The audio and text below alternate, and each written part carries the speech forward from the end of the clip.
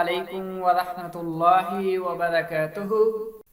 اشرف صاحب تھکے ماندے گھر لوٹے تو دیکھا کہ ان کا 12 سالہ بیٹا کاشف اپنی ماں سے الجھ رہا ہے۔ کیا ہوا بھائی، آج موڈ خراب کیوں ہے؟ انہوں نے بیٹے سے پوچھا۔ ہونا کیا پاپا، ابھی کچھ دن پہلے بڑی آنٹی اپنے بچوں کے ساتھ 10-12 دن ہمارے گھر پر رہ کے گئی ہیں۔ آج ماما جان چھوٹی آنٹی کو فون کر کے کہہ رہی تھی کہ ہمارے پاس کب آ رہی ہو۔ پھر کیا ہوا؟ کاشف کے پاپا نے کہا۔ ہونا کیا ہے، ہم ماما سے پاکٹ منی مانگیں تو 10 روپے پکڑا دیتی ہیں، اگر کہیں 10 روپے سے آتا کیا ہے تو کہتی ہیں تمہارے پاپا پرائیویٹ کمپنی میں ملازم ہیں، کوئی بینک کے مالک نہیں۔ بھائی مہنگائی کے اس دور میں 10 روپے بھی غنیمت ہیں۔ وہ تو ٹھیک ہے، آنٹی کے بچوں کو 30-20 روپے دیتی ہے اور نان، چنے، دہی بلے اور بریڈ بھی کھلاتی ہے۔ کاشف نے جواب دیا، بھائی مہمان تو اللہ کی رحمت ہوتے ہیں، ان کی خدمت کرنا پیارے آقا صلی اللہ علیہ وسلم کی سنت مبارکہ ہے۔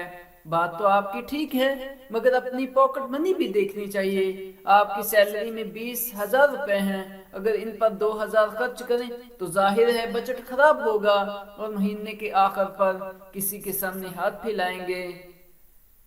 نو ٹینشن، ادھار کا سلسلہ چلتا رہتا ہے، جب سیلری آئے گی انہیں دے دیں گے۔ جو مہمان آتا ہے وہ اپنی قسمت، اپنے حصے کا رزق ساتھ لے کر آتا ہے، اور تمہیں پتہ ہے بظاہر مہمان کے آنے سے بجٹ خراب ہوتا ہے، مگر اس کے عوض اللہ تعالیٰ اس گھر پر رحمتوں کی بارش کرتا ہے۔ وہ بظاہر نظر تو نہیں آتی مگر وہ گرانہ خوش رہتا ہے۔ ایک مرتبہ ہمارے پیارے نبی حضرت موسیٰ نے اللہ سے پوچھا، میرے رب جب تو خوش ہوتا ہے تو کیا کرتا ہے؟ اللہ تعالیٰ نے فرمایا مہمان بھیجتا ہوں۔ دوسری بار تو اللہ تعالیٰ نے فرمایا بیٹیاں دیتا ہوں۔ تیسری بار اللہ نے فرمایا بارش دیتا ہوں۔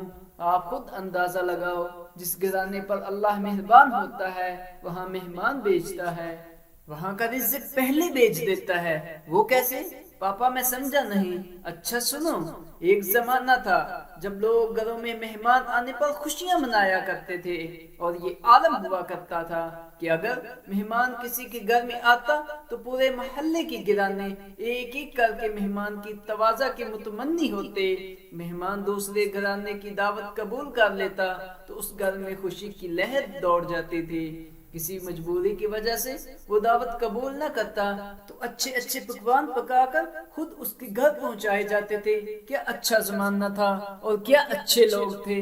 زمین پر بچھی چٹائی پر دسترخوان لگتا تھا، جس پر مکی یا جوار کی روٹی، لسی کا گلاس اور مکھن رکھ دیا جاتا تھا۔ پاپا جان آج کون سا دودھ، لسی، مکھن کا دور ہے، پیزا برگر کا دور ہے؟ بھائی وقت کی بات ہے۔ اچھا ایک اور واقعہ سنو۔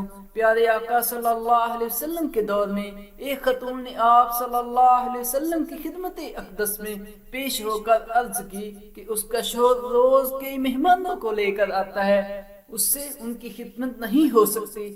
آپ صلی اللہ علیہ وسلم نے اس خاتون کی بات سن لی، اسے کچھ نہ کہا۔ کچھ دنوں بعد آپ صلی اللہ علیہ وسلم نے اس کے شوہر سے کہا وہ ان کے گھر مہمان بن کر آنا چاہتے ہیں، کیونکہ اس شخص نے جب اپنی بیوی کو بتایا تو اس خاتون خانہ کو بے حد خوشی ہوئی۔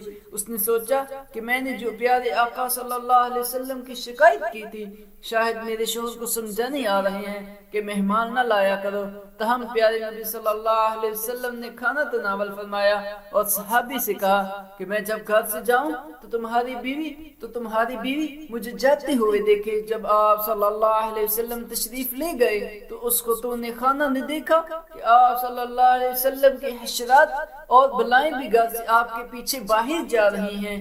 آپ صلی اللہ علیہ وسلم نے اس گھرانے کو درس عظیم دیتے ہوئے کہا کہ جب مہمان گھر سے روانہ ہوتے ہیں تو ان کی برکت سے گھر میں موجود بلائیں بھی گھر سے چلی جاتی ہیں، اس لیے مہمان کی قدر تو منزلت کرنی چاہیے۔ سبحان اللہ، کاشف کے منہ سے نکلا، سوری پاپا جان، اب میری سمجھ میں آ گیا کہ مہمان اللہ کی رحمت ہوتے ہیں۔ اب میں خود چھوٹی آنٹی کو فون کر کے کہتا ہوں کہ وہ ہمارے گھر مہینہ بھر رہیں۔ یہ سن کر ننھی سہرش بھی مسکرانے لگی۔